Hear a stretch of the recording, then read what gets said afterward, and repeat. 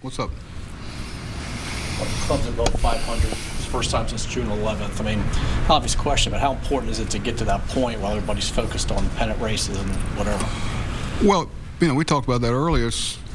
I think it's pretty obvious that if you're 500 below, you're not going to playoffs. So that's the obvious thing. But until you take care of some other things that, mathematically we know that's a given. So that's what I take out of it. But you got another game tomorrow that could take you back in a different direction. It's the world we live in. Well, I was going to follow up on that also. You've now jumped over the Mariners, and you talked before about having so many teams in between you and the playoff hunt. Is there something to that too, to getting a team? I know it's only one game, but getting a team behind you as well. No, not really, because they're not behind you. Tomorrow they could be ahead of you. I mean, you can't take anything for granted. You can't assume anything. You just got to keep your head down and try to win the next game and figure out a way to score enough runs to do it. Tonight it was 7 runs, and tomorrow it could be 9, it could be 3. Lots dictated by how you pitch and how they pitch. It's just assume the position and see what you need to deliver to win the game. Are you relieved for Britton to get back in there and get another one? I don't know if relieve's the word. It's just it takes some patience. To for instance, not use him yesterday or the day before and let stuff take its course. And it's just the patience. It's hard this time of year to have that, but we all know what Zach's capable of doing. Just like Chris Tillman, we know what he's capable of. Because you got a track record with him. But Zach will be the first to tell you. Tonight was tonight, and tomorrow's tomorrow. Just hope we get another situation for him. He was going to pitch the 9th inning tonight, regardless of the score. In fact, I told him that after the 7th inning. It's tough because you're trying to manage that game and have a safety valve if he has an issue physically out there, which he didn't. They made some adjustments and some things, and because you're trying to. I'm not going to use Castro or Blyer tonight.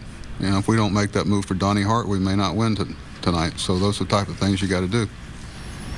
Okay, you guys have won 5 in a row, and guys have kind of talked about finding that consistency. I mean, do you feel like you have a lot of guys clicking right now offensively, and does it kind of change the dynamic of a team when you have a winning streak like this? Yeah, the consistency comes from delivering what is needed that night. It means, okay, if we get shutouts every night, we're going to win a few in a row.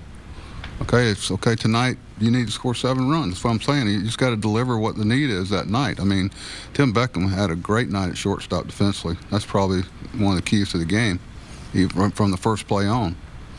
And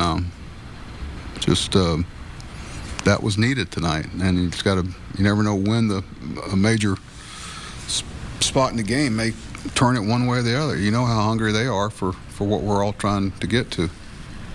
Hey, Mark, Adam Jones made oral history tonight with this stuff. That's unbelievable. I saw that on the board. And what does that mean? That's some select company. That's covered. That's some select company. And I've said many times, you couldn't ask for a more consistent personality, more consistent player. And I know I appreciate him every day. And until,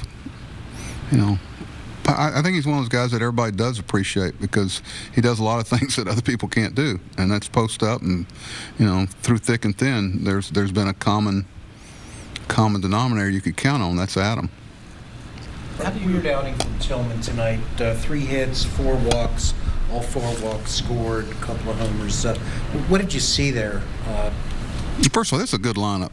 That's a good lineup, and there's not many breathing spots in there. And he elevated some balls. He hung a slider to Gamble, and of course, other guys just you're trying to contain guys like Cruz and Cano, and then if you drop your guard, the rest of them gets. I mean, the leadoff hitters top 5, I think, in the hitting in the American League, and it's a challenge. But Chris was elevated a lot, and. But there was some good, too. There's some good, too.